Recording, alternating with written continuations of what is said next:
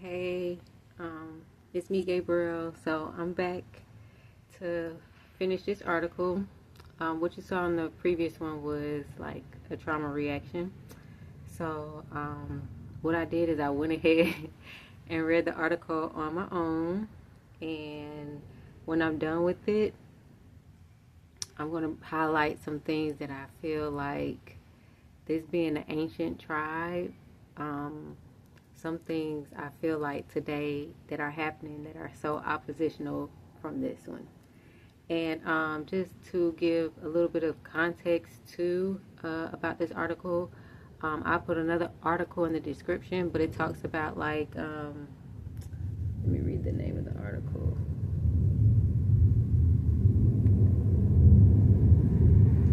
So it says, scientists discover,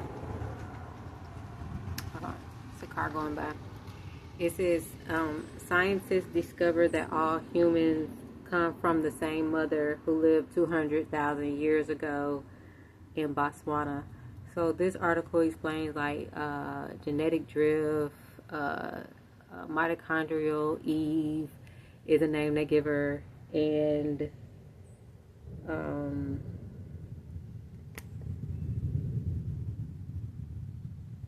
what was the name for Adam? Chromosonic Adam. And the last sentence in this says that mitochondrial Eve or chromosonic Adam could have lived at similar times and in relatively close proximity. Whether they knew each other or not, they are the parents of all humans on the planet today, even if they live surrounded by many other men and women like them. So just a little bit of context. I don't know why this camera, like, am I looking?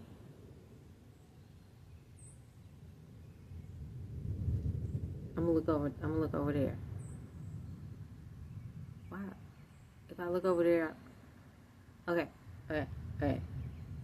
So I'm not gonna use the B word because that's derogatory, and that was a name that was given to them by the settlers. The settlers being the Boers, the Germans, or English. So, the San people are considered the oldest tribe that still exists in the world today. Surely you have seen them in many photographs with their bodies of small stature, almost naked, covering their private parts with animal skins, their wrinkled skin, their curly black hair and small flakes on the skull, and the very almond-shaped eyes protected by thick eyelids. Today, the vast majority live in Botswana, although many have left behind the ancestral traditions of this ancient people. Its history is a constant struggle for its survival and for maintaining its way of life in today's world where globalization and the progress of modern life have taken hold. The earliest signs of this tribal group are found in the Upper Paleolithic period, which is the Late Stone Age. I looked that up. Between 33,000 and 9,000 years before Christ, and are found throughout southern Africa. So, the southern part of Africa, all the way down at the bottom. I'm going to show a map. I'm inserting a map.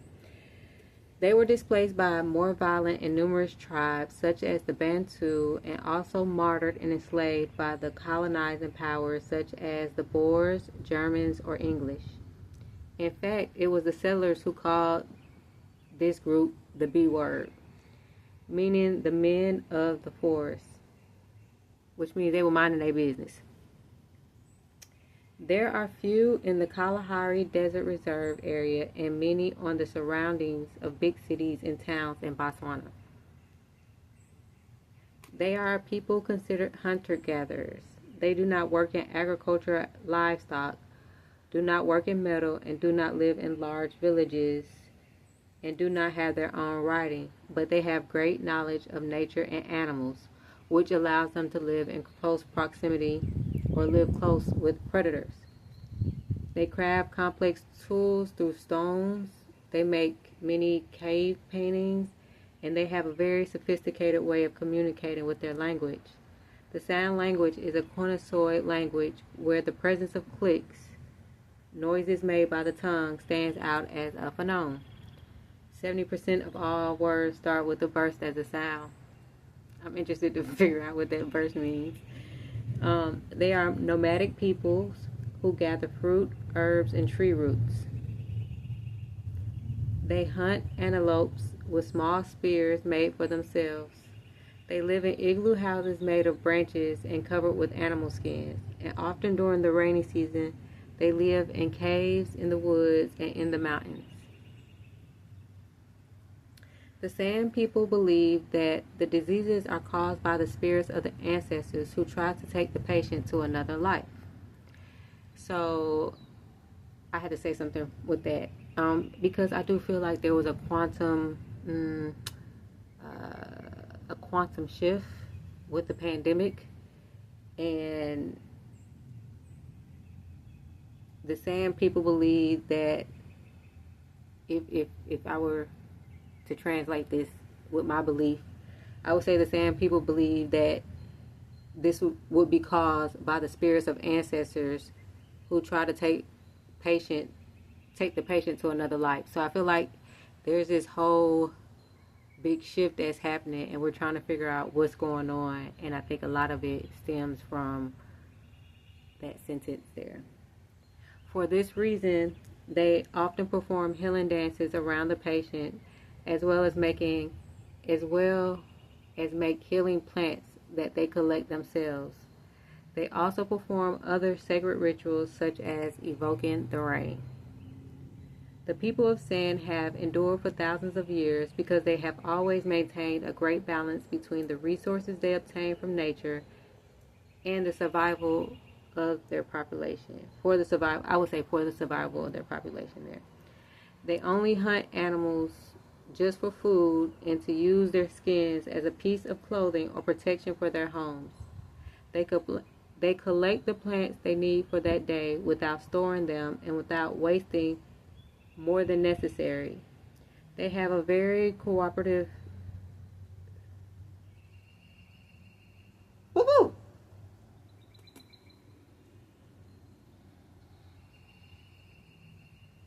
That's one of the community cats over there.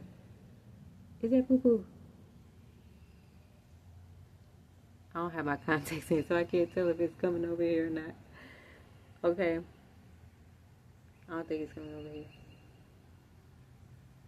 No, I don't think so. They only hunt animals just for food and to use their skins as a piece of clothing or protection for their homes. They collect the plants they need for that day without storing them and without wasting more than necessary. They have a very cooperative view of the community, where all the food they get is distributed equally among all the members of the village. It is a totally egalitarian people where neither sex predominates over the other. They do not conceive of the concept of private property or greed, and they have great respect and trust for the whole group, caring for the elderly and the sick. Being nomadic, having a non-greedy lifestyle, and getting just what it takes to survive and feed has caused nature to regenerate, allowing this tribal group Boo-boo.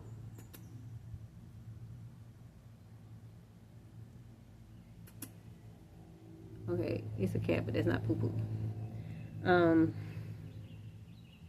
Okay.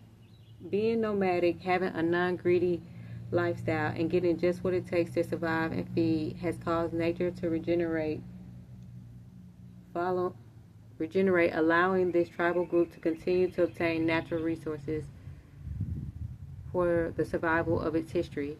Its worst enemy has not been food shortages or climate change, but it has found it in the government of the country of Botswana, which has wanted to integrate them into modern life by separating them from the lands and traditions,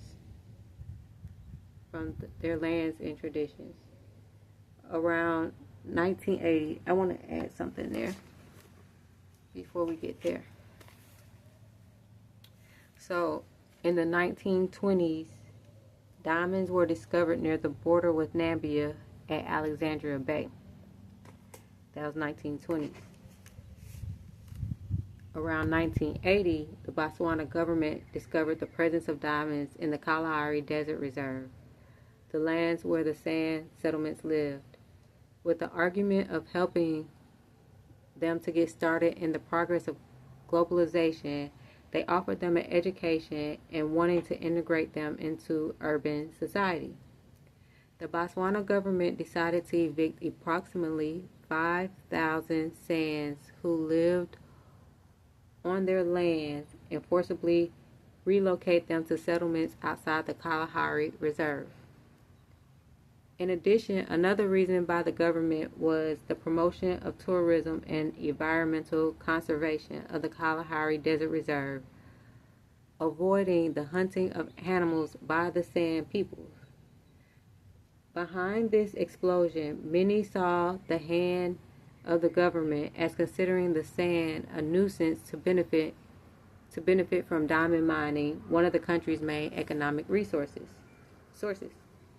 Although many Sand tried to return to their lands, the government banned hunting within the reserve, except for tourists hunting on private property by paying a significant amount of money, and closed wells and access to water, making survival within the reserve almost impossible. They were stripped of three key elements for the social structure of the Sand people: hunting, water, and the nomadic lifestyle that has always characterized them. The government offered to the Sand people concrete houses near cities for camps. For them, these camps were known as the place of death, so you can already imagine what a future awaited them. Children can go to school, but the problem is that they don't teach their language there. They only teach Setswana and English, and therefore communication becomes very complicated, causing many of them to leave school prematurely. In addition, the establishment of a nomadic people in a fixed location has led them to encounter an imposed lifestyle. Many see Sands people as second-class citizens. The difference now causes many Sand. This difference, like, it's your land, they got diamonds there, you know, your land is abundant, like, everything fine, you can regenerate, you know, you only take what's possible, and then you see these people come in like, huh, I see it all, I got it all, I can get it all, right? And I was also reading, like, how their land was taken, while I was reading Namibia, how their land was taken, and I can only assume they went through the same thing. It was kind of brutal, you know, real brutal. So, by imposing a lifestyle on them has caused many of them to fall into alcoholism, homelessness, extreme poverty, depression, marginalization, and that's something that, like, you see with Native American tribes too. I don't know about this one, but in AIDS. Today, some of them work as shepherds or landowners who need cheap labor for their crops. Others live in poverty with only a small income from the government, which is not enough to live on. The government of Botswana that promotes tourism to visit Sand communities are the ones that make it difficult to maintain their traditions. In fact, in 2002, a lawsuit was filed against the Botswana government for expelling the Sand from their lands. After 4 years, the judges ruled that the expulsion was illegal and unconstitutional, and that the Sand had the right to live in the Kalahari Reserve, which has been their place for thousands of years. A spokesman for the Sands said the verdict was handed down. Said this when the verdict was handed down. Today is the happiest day for us, the Sands. We cried a lot, but today we cry for happiness. They have finally set us free. The explosions have been very painful for our people. We hope that now we can return home and return to our land. However, happiness has lasted very little. The government has tried to put sticks in the wheels during the execution of this sentence. For example, he has denied entry to the country of one of the Sand defense lawyers, A Scottish person has imposed a price. Well, the Scottish Gordon Bennett has imposed a price for obtaining water within the reserve, and an annual limit for animals has been placed in which they can hunt, and has placed guards at the entrance of the reserve to control people entering it. The town of sand is a town destined to disappear if they fail to find a balance between progress and tradition. And at the same time, they do not change the policies of the government. But the town of sand is a town destined to disappear if they fail to find a balance between progress and tradition, and at the same time, they do not change the policies of government that is silencing them little by little. The sand town has few years of life left. This was written in 2021.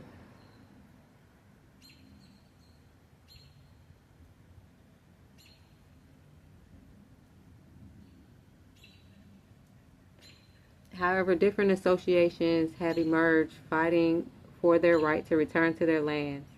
In addition, various communities outside the reserve have been managing various initiatives to raise awareness of their culture and find a new way worthy of living in the midst of progress and tradition.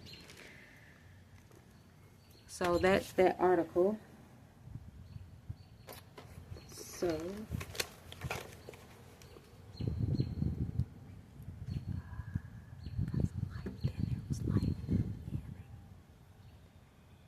So I'm going to read to you from the notes I wrote that stood out to me.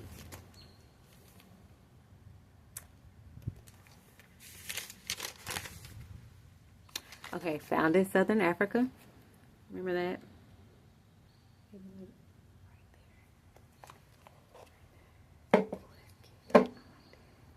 Okay, it's in Southern Africa.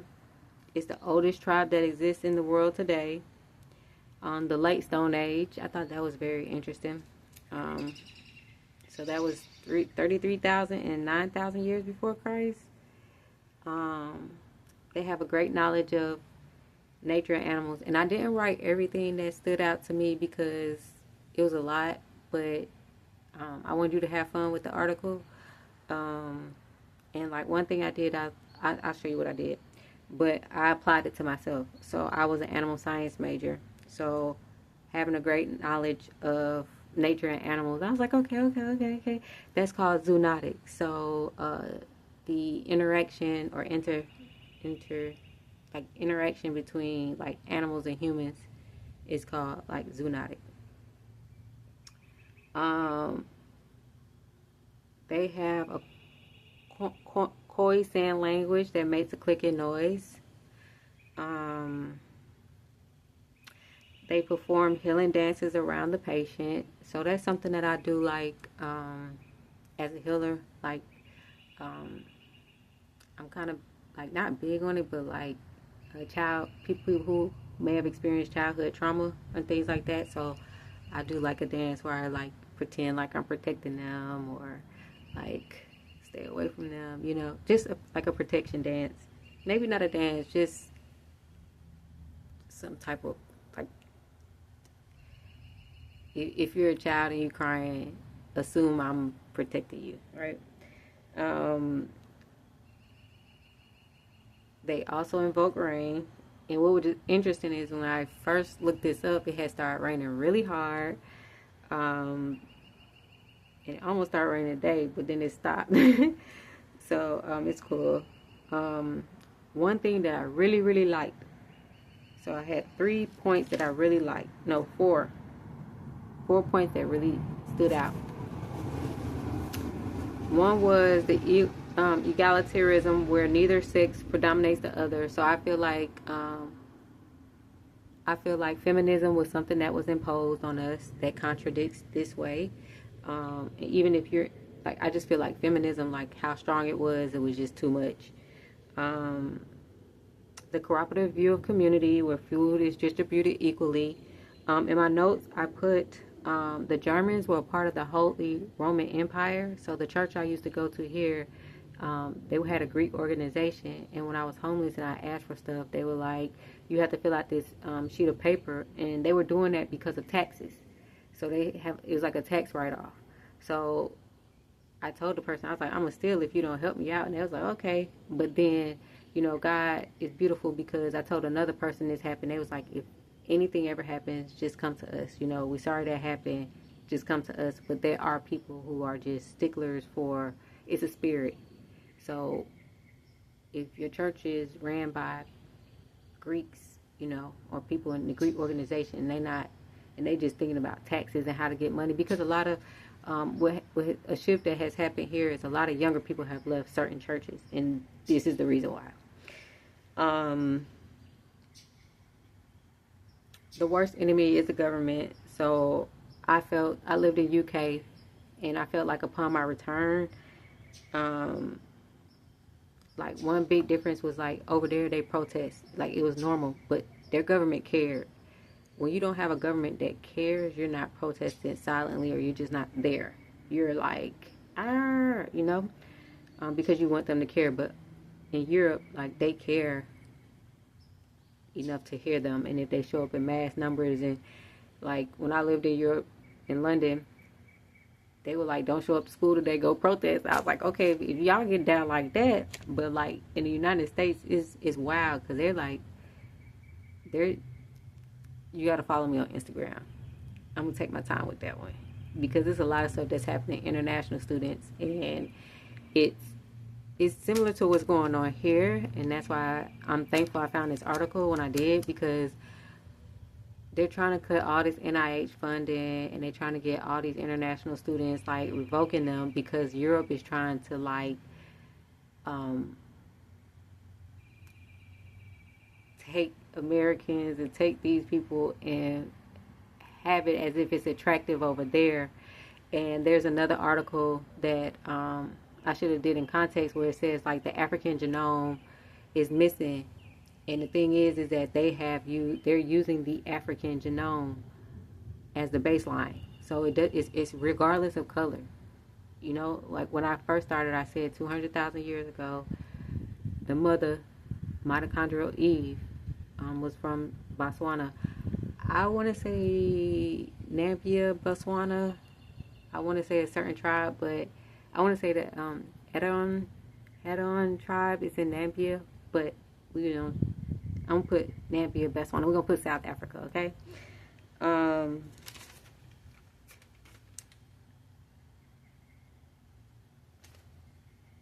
The imposed lifestyle. So these are things that are imposed on us. Like in America, like, you wouldn't know things that are imposed on you if you didn't live, like, go somewhere else and you see how they live. So me living in London for 14 months, I was able to be like, wow, when I came back, that was one of the hardest things for me to, like, take in, was that, man, the government has a lot of control over us.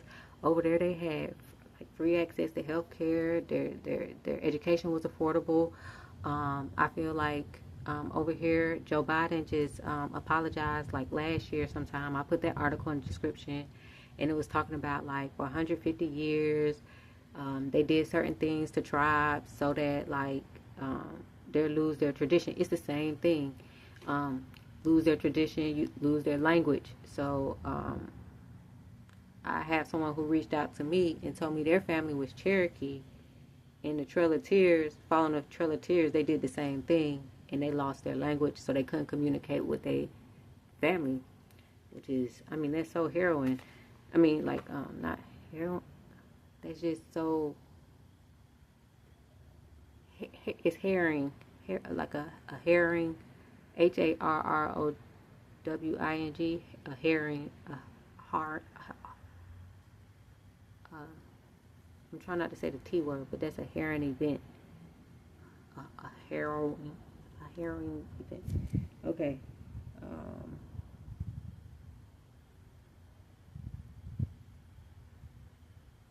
Oh, and another thing that's imposed is, I think that imposing the lack of financial literacy makes us financially literate.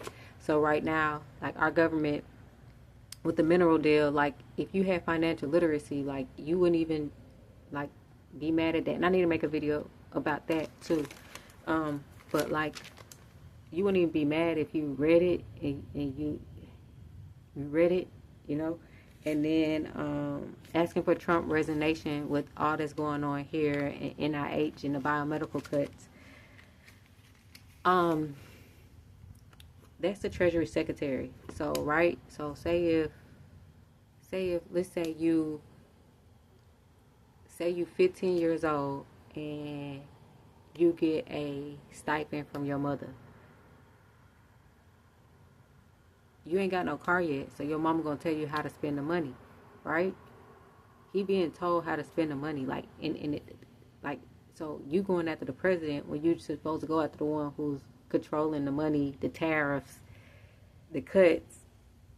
The president just telling you what your mama doing, or the financier is doing. That's all they doing. So that just goes into play about like financial literacy. At the same time, in this article where it states that like they believe seedness is something that like that line there, like I said, I feel like the pandemic was a quantum, it was a shift, and so I feel like a lot of people are under a spell, given that the probability of their truth and the truth is creating a dynamic where they can control people because it isn't the truth. So it's late. I'm thankful. I'm grateful. I hope everybody's having a great day, a great week. I hope you're enlightened. I was enlightened by that article, and you know, all the other articles. So I hope you stay tuned to the channel so we can like weave it all together, so you can see how like it all plays together, and have a great just a great self day of being yourself. All right. Okay, hold on.